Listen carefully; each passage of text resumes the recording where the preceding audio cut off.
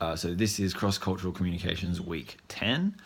This week we spoke about gender and gender equity and equity in general.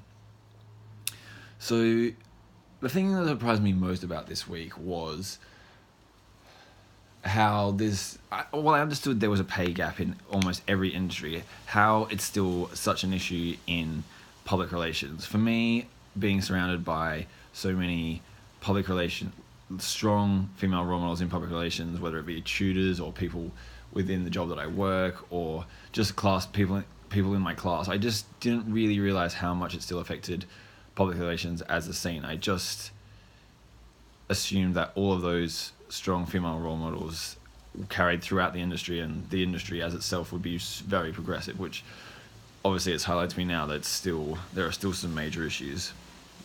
And maybe that was just because I'm a male and it wasn't really affecting me, I don't know. We also talked about how children assumed that there were certain jobs that were male orientated, like whether it was a surgeon or a doctor. And I think that highlights how you have to train people's mindset from very young. But for me, my mom is a great role model for me, and all my aunties are very successful and business owners and stuff like that. So for my whole life, I've always kind of thought, I've never really thought as women anything as equals, just because they set such a great example in terms of what you could do or what you wanted to be. So I think that changing people's mindset starts from that very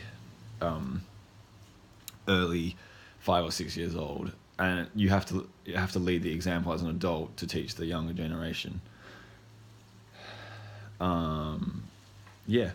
So that concludes cross-cultural communications for week 10.